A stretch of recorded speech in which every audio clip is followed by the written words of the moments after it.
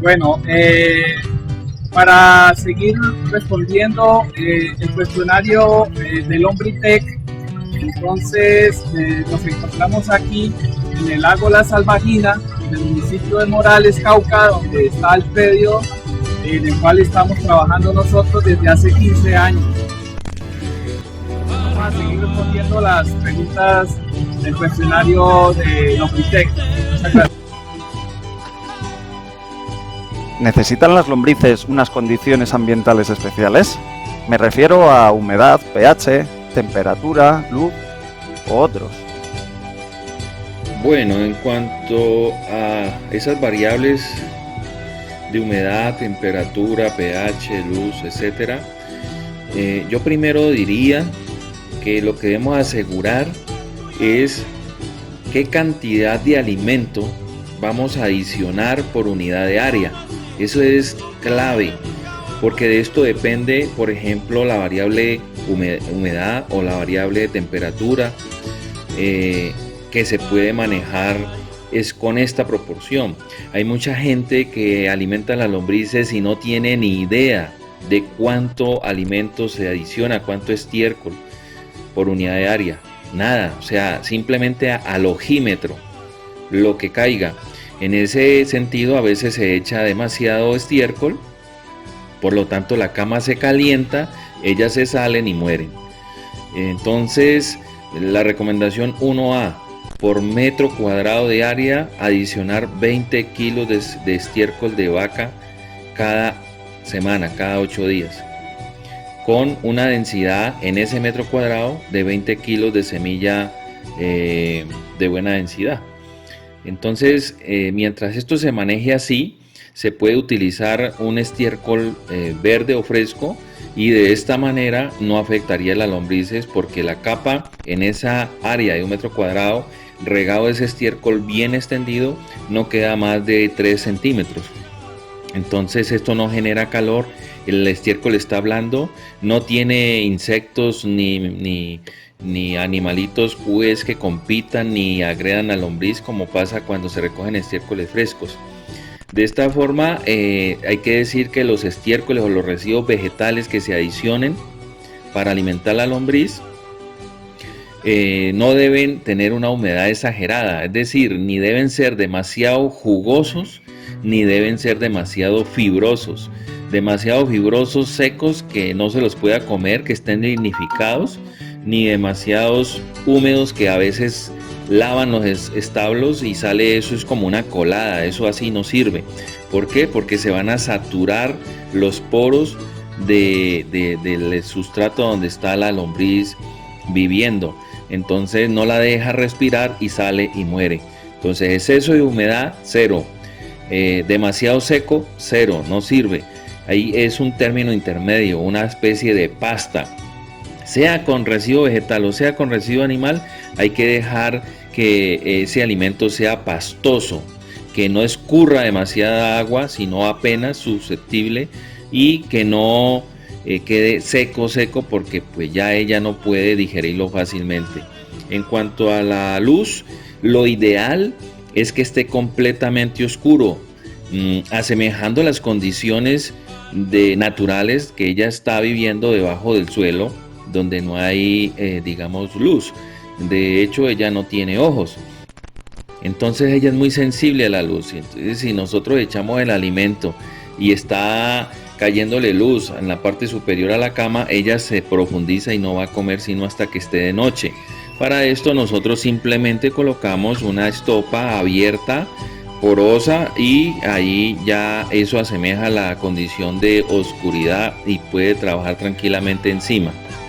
Y en cuanto a ciertos residuos que son demasiado ácidos o fuertes, en el sentido de que la gente a veces alimenta con residuos vegetales puros, es decir, hay gente que trabaja, por decir algo, con desperdicios de cebolla.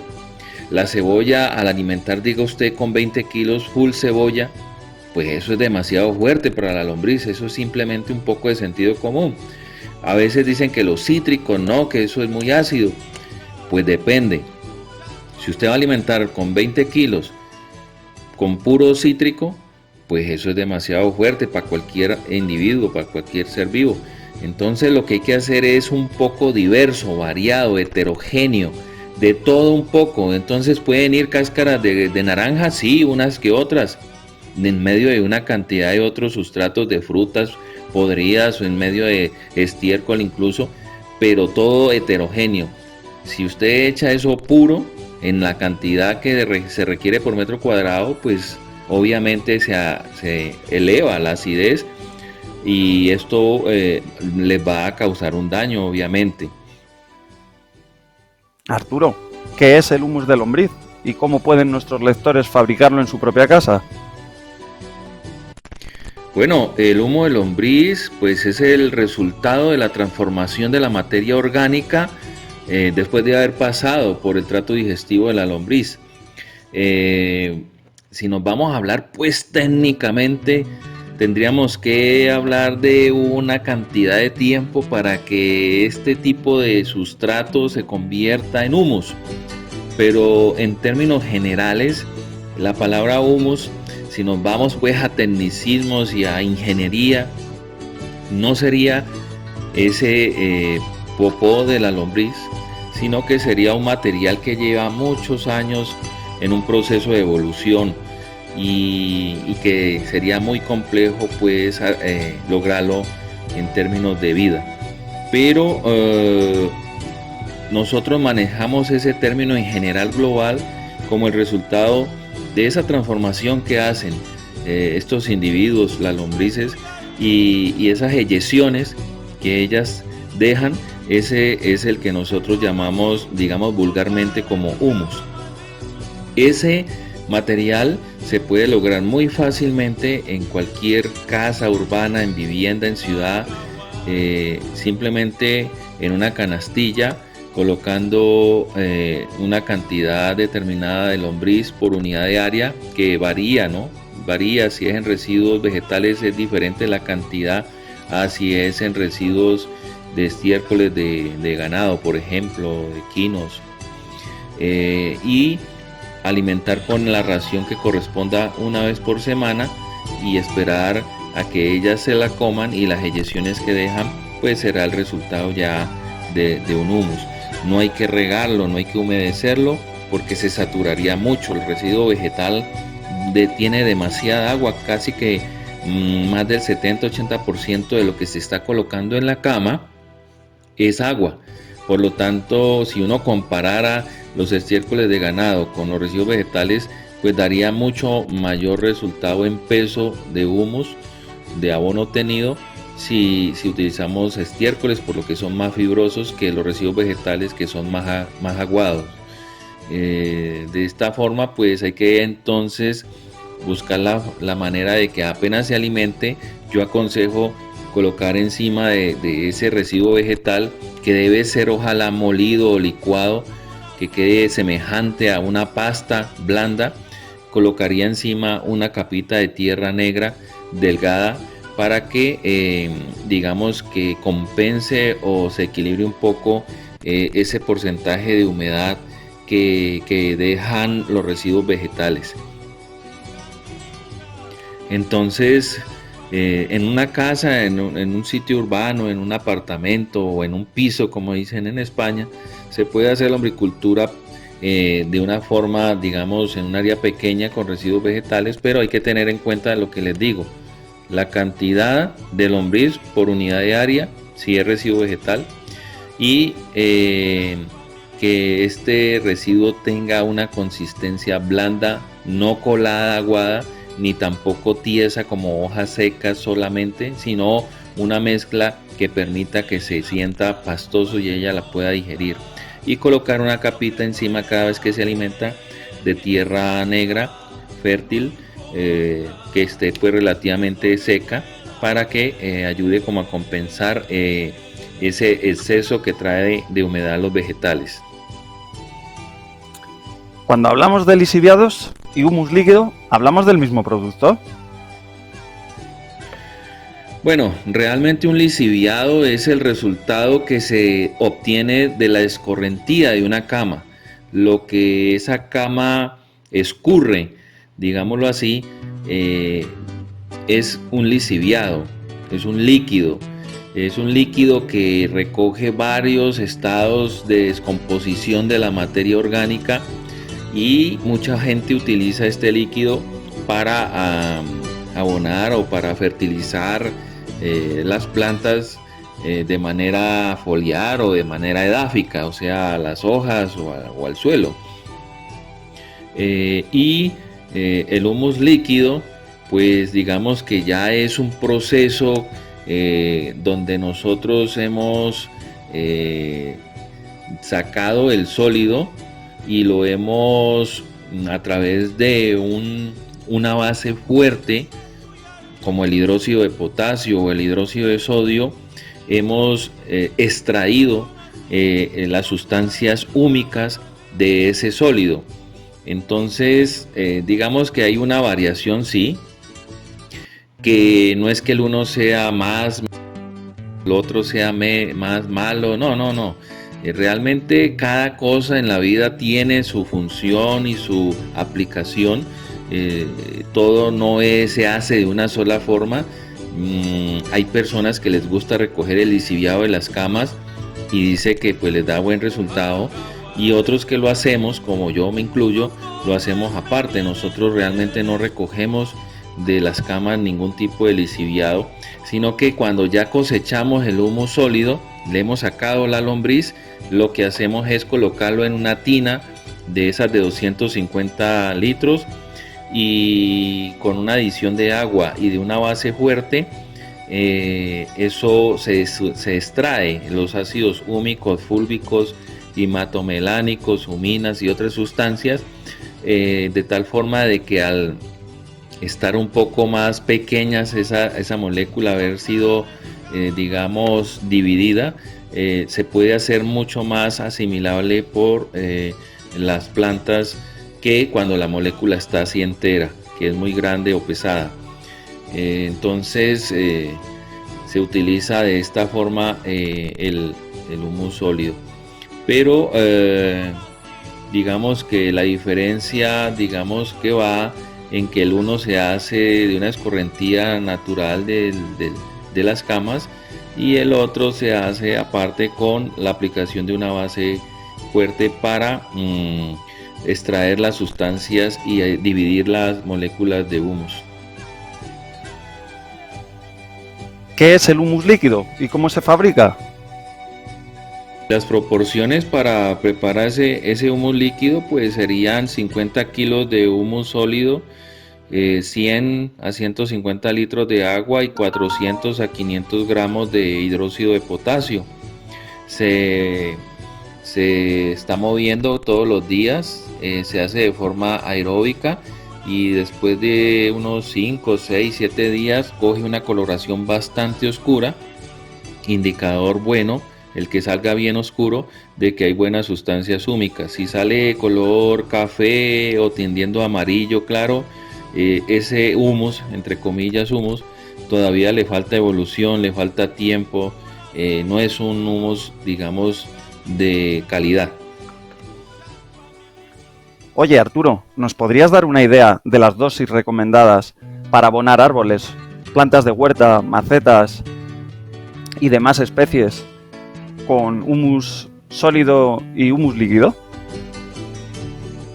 Bueno, realmente no hay mucha información sobre aplicaciones de humus líquido en plantas, pero nosotros nos basamos en una tabla que han hecho otras personas en experiencias con Supermagro. Nosotros arrancamos haciendo el humus que les acabo de explicar, líquido en esa proporción. Esa es la solución madre, y esa solución madre se diluye en proporciones de acuerdo al tipo de cultivo y al ciclo vegetativo del cultivo, y esas proporciones varían del 3 al 10% más o menos, 3 al 10% de solución madre diluido en agua.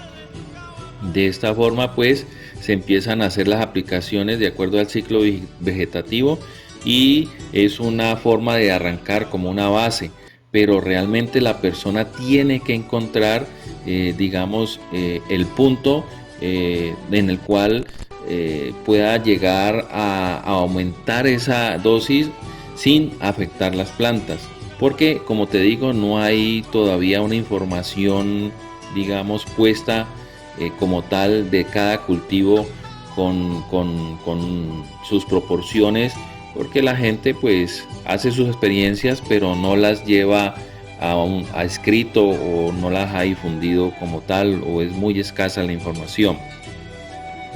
Esa tabla, pues si nos ubican a través del Lombritec o a través de nuestras canales en YouTube, yo se las puedo compartir como para que tengan esa base de arrancar con una mezcla que sea conservadora, y ustedes van haciendo sus ajustes poco a poco, y ojalá documenten la información y la compartan para que podamos hacer digamos varias experiencias que nos conlleven a unos datos más exactos y puntuales.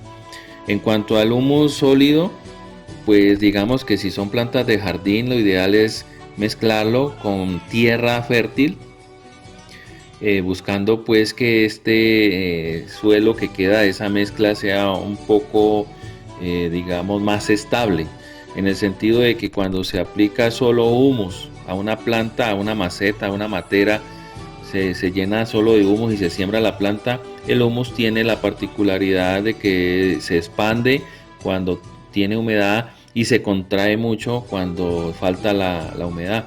Entonces esa expansión y contracción digamos que no es muy buena para las raíces, porque le dan cierta inestabilidad.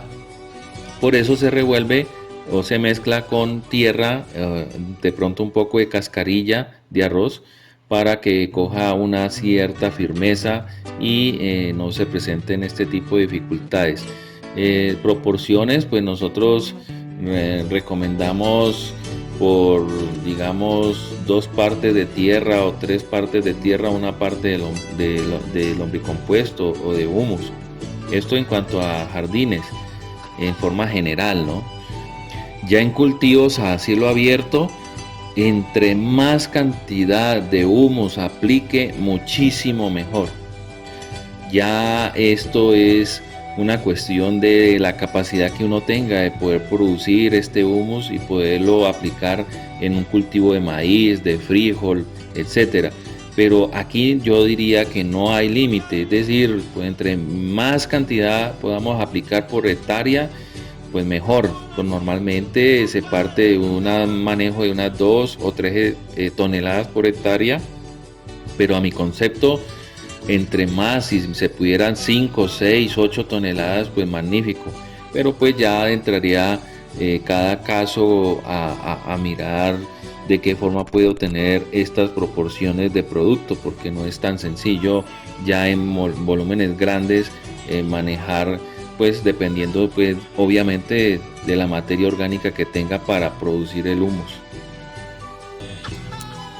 En internet podemos encontrar muchos artículos en los que los autores no se ponen de acuerdo sobre el ciclo reproductivo de la lombriz roja californiana. ¿Cada cuánto tiempo se produce su reproducción? Bueno, en cuanto a la reproducción, yo me voy con la de que normalmente su ciclo reproductivo va a 3 meses. Tiempo suficiente en el cual ellas pueden, desde que eclosiona hasta que se reproduce, con el ciclo completo, para nuestro concepto se determina más o menos en 3 meses. Esto nos ha llevado a que las camas que nosotros manejamos las tengamos a ese tiempo de alimentarlas cada 8 días, y de esa forma la lombriz simplemente recibe su alimento tranquilamente, no se mueve la cama, no se revuelca la cama, no se saca nada, y de esta forma ya está muy poco estresada, es decir, cero estrés, y esto hace que ella pueda reproducirse mucho más fácilmente en ese tiempo sin tocar la cama, solamente alimentando.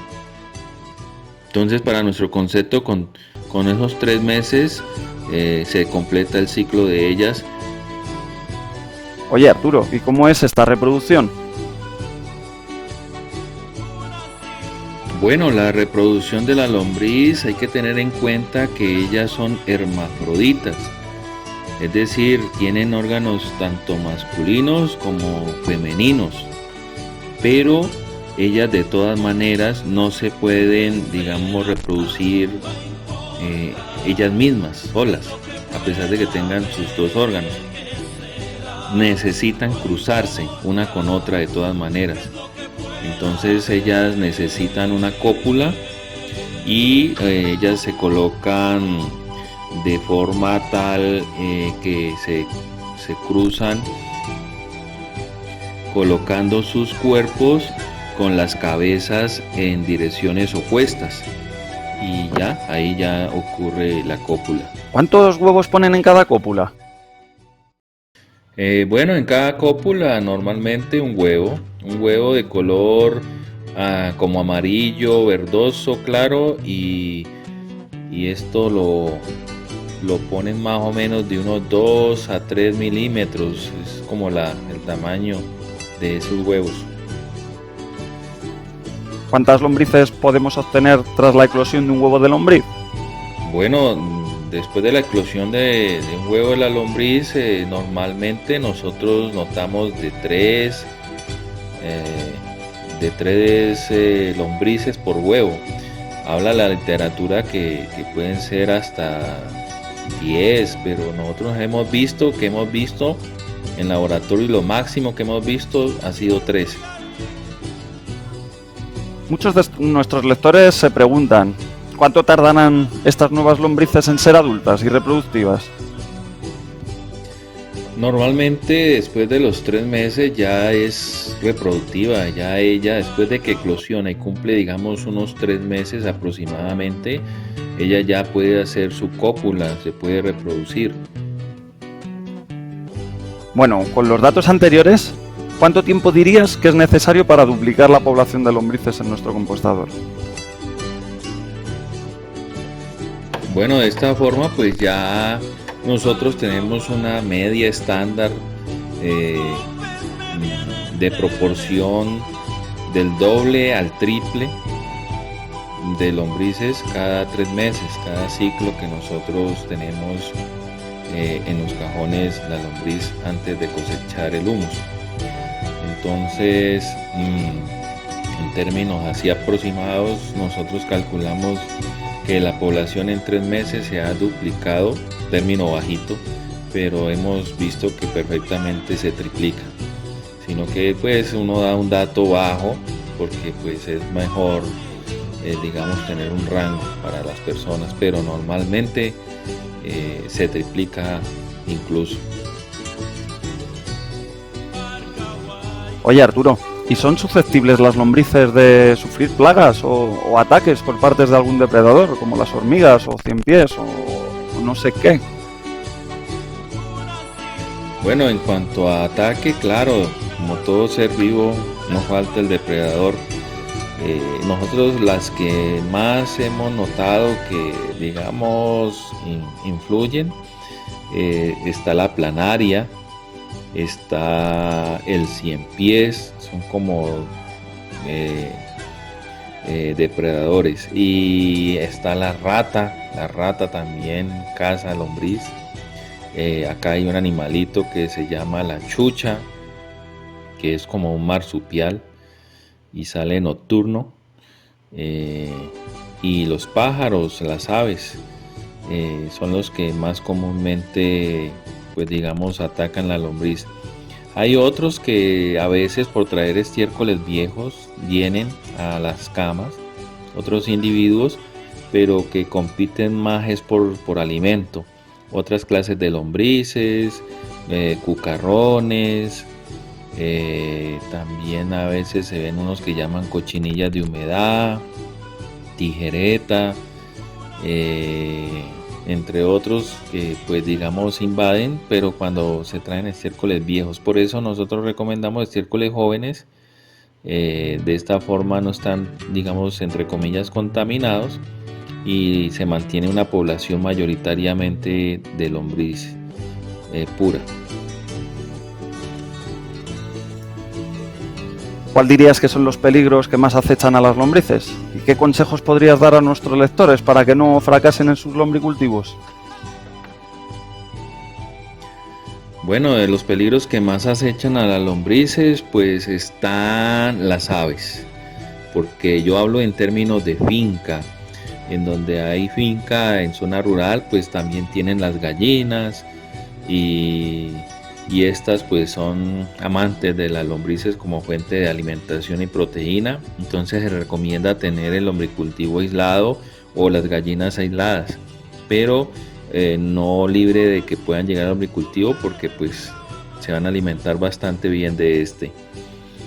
Los otros cuidados que yo recomiendo son la cantidad de alimento por metro cuadrado, el tipo de alimento, es decir, la consistencia como tal, debe ser pastoso, eso es muy clave y fundamental. La dosis no debe ser mayor en estiércoles, más de 20 kilos por metro cuadrado, no debe ser mayor de eso para evitar las altas temperaturas y que ella salga y muera. El exceso de humedad que tape poros y no pueda respirar y se salga. Y los depredadores naturales que les nombraba, por lo menos en mi zona, la rata, la chucha y los insectos, evitando los estiércoles viejos. Eso es como los cuidados de pronto que yo veo más comunes que se presentan. Respecto a la alimentación de las lombrices, ¿qué alimentos sí y cuáles no? Bueno, los alimentos todos sirven siempre y cuando estén en estados, digamos, de descomposición y que en lo posible sean licuados si se refiere a residuos vegetales. ¿Cuáles sí, cuáles no? Pues cítricos puros no. O digamos las cebollas puras en toda su totalidad de carga, no. Todo sí, heterogéneo, sí, variado. Pueden ser fibrosos, pueden ser jugosos, variado, mezclado. Pueden mezclar estiércoles con residuos vegetales también, en ciertas proporciones también. Pero digamos que la clave fundamental es en la consistencia del alimento, que sea pastoso. Y en cuanto al tipo varía de vegetales, pues la inmensa mayoría, siempre y cuando sea heterogéneo, variado, no puro.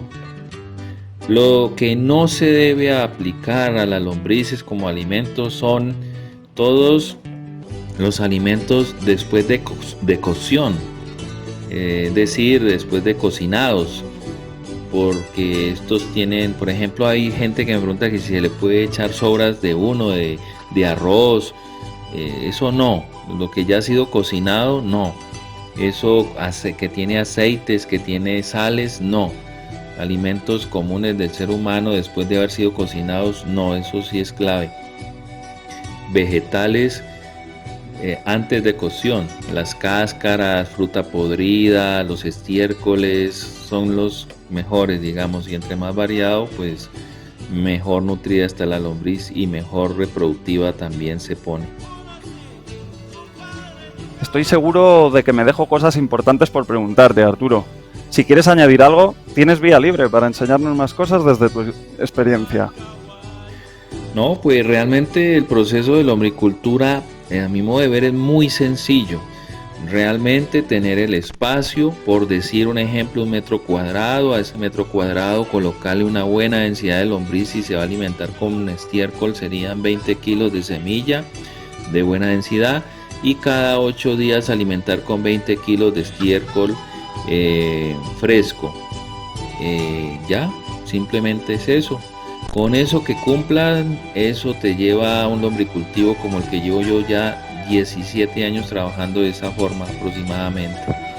Y si son con residuos vegetales, pues ojalá se les puedan dar lo más posible licuado, que se forme una pasta, y la proporción baja 1/3 comparado con el de vaca.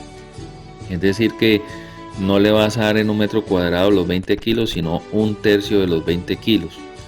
y no es necesario adicionar agua nunca, ni con residuos vegetales ni con residuos animales. No regar las camas, no regar las camas. Hay gente que riega las camas para que le salga el lixiviado. Eso para mí no tiene sentido, por eso yo no riego camas. La idea es que el abono salga con una textura digamos polvorosa, fácil de manipular, y no un lodo que a veces se forma por estar haciendo riegos. Como ven, es muy sencillo, pero debe ser así de puntual. Se alimenta una vez por semana, los residuos blandos, pero hay gente que le gusta probar otras experiencias, es válido, pero van a encontrar otros resultados. Bueno, Arturo, vamos a ir terminando, no sin antes preguntarte ¿dónde podemos encontrar a Arturo Bolaño? Bueno, nosotros estamos en YouTube, pueden digitar mi nombre, Arturo Bolaño Chacón, Lombricultura.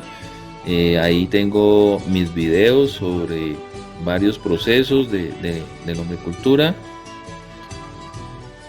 También me pueden escribir por WhatsApp desde cualquier lugar del mundo.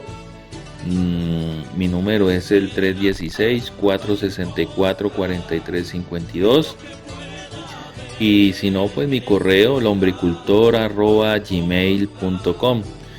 Estoy atento a cualquier inquietud sobre lombricultura con estiércoles o vegetales y pues gustoso de poder compartirles pues esta experiencia ya de estos años y de una forma de vida pues a mi modo de ver que de pronto nos ha permitido salir adelante cuando mucha gente no lo creía. Una última pregunta, Arturo. ¿Actualmente tienes algún nuevo proyecto en mente? En el momento, pues como proyectos, estamos por comercializar el humo líquido. Estamos todavía esperando buscar unas estrategias de mercado que nos permitan llegar de una forma más asequible a las personas en cuanto a precio y cantidad. Y la calidad, pues ya hemos hecho bastantes pruebas y ensayos y yo sé que va a dar muy buen resultado y va a tener la misma acogida que ha tenido el lombriabono sólido acá en mi país. Pero lombricultura hace solo una parte del proceso de mi finca, porque yo tengo varios procesos, es decir, ya la lombricultura como tal pues me genera lo del humus sólido, una renta fija, me va a generar unos ingresos con el humus líquido, me genera unos ingresos con la semilla que vendemos periódicamente, y además de eso en la finca trabajamos con las vacas, la producción de leche, terneros, y también tenemos algo de apicultura y hemos empezado a hacer escalamiento en el manejo de la miel. Entonces son varias cositas que van aportando cada una, hace posible que podamos hacer tener una finca sostenible. Y esta sí, que es la última de la entrevista y quizás sea la que más nos preguntan todos nuestros seguidores. ¿Cuál es el secreto para conseguir una alta densidad de lombrices en nuestros compostadores?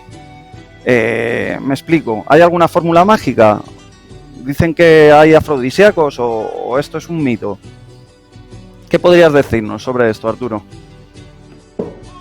Yo realmente no creo en que haya un afrodisíaco entonces, sino simplemente una buena y sana alimentación y unas buenas condiciones ambientales.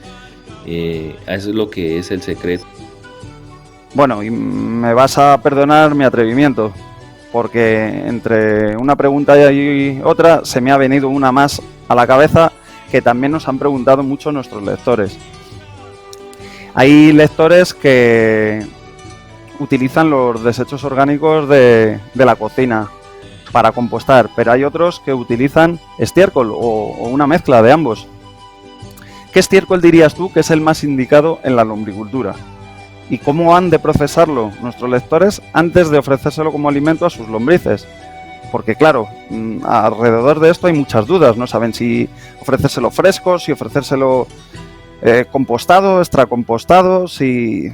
No sé, Arturo, ¿qué podrías decirnos sobre esto? Bueno, yo diría que el mejor estiércol es el fresco, eso es el que venimos trabajando hace muchísimos años con muy buen resultado. No lo dejamos precompostar, realmente le vemos mucha más ventaja con el estiércol fresco porque el trabajador de una u otra manera lo primero que hace es limpiar el establo y de inmediato ese estiércol va a las camas de las lombrices. El temor es que queme, que aumente la temperatura y que mate las lombrices. Pero si ustedes tienen las proporciones que yo les he dicho por metro cuadrado de área, 20 kilos de semilla de lombriz y cada 8 días se alimentan con 20 kilos de estiércol, si no cambian ninguna de las variables de tiempo, densidad y cantidad de estiércol por metro cuadrado, no van a tener ningún inconveniente. Entonces, por ese lado, esa ventaja, que es rápido, es automático, es de una. Y la lombriz lo come muy bien porque es muy blando y pastoso. No como algunas veces se composta y se pasa de tiempo y se pone duro y la lombriz se dificulta pues la succión porque la lombriz es succionadora. Entonces pensando en esto me gusta más así. Y las propiedades obtenidas al final son muy buenas, las propiedades se conservan. Entonces yo personalmente y respetando todos los demás conceptos lo hago de esa forma y tengo más velocidad, más agilidad, más practicidad que de la otra forma. Recomiendo el estiércol fresco, además de que cuando ya el estiércol está precompostado muchas veces viene con otros insectos que pueden también competir o perjudicar a la lombriz. En conclusión, estiércol fresco sin procesar, conservando las proporciones de unidad de área, densidad de lombriz, cantidad de estiércol por metro cuadrado. Si se consideran esas condiciones, sí y solo sí, se puede utilizar sin ningún problema el estiércol fresco y se tienen resultados. Bueno, Arturo, qué decir, muchas gracias por compartir tus conocimientos y sabiduría con nosotros y con todos nuestros seguidores. Te deseamos todo lo mejor en todos tus proyectos presentes y futuros.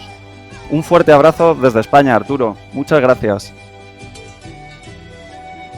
Bueno, muchas gracias Abel, muchas gracias a lombrictech.com y ha sido un placer haber compartido pues estas experiencias a todas las personas que interactúan en redes y nos encuentran a través de la página de Lombrictech y a través de su canal de YouTube, igualmente a través del mío. Entonces cualquier inquietud, cualquier duda que surja, con mucho gusto, marcan con el código de área de Colombia por WhatsApp, estaremos en contacto sin ningún compromiso y estamos a la orden para lo que se requiera en cuanto a lombricultura. Muchas gracias Abel y seguimos en contacto. Muchas gracias a todos. Hasta pronto.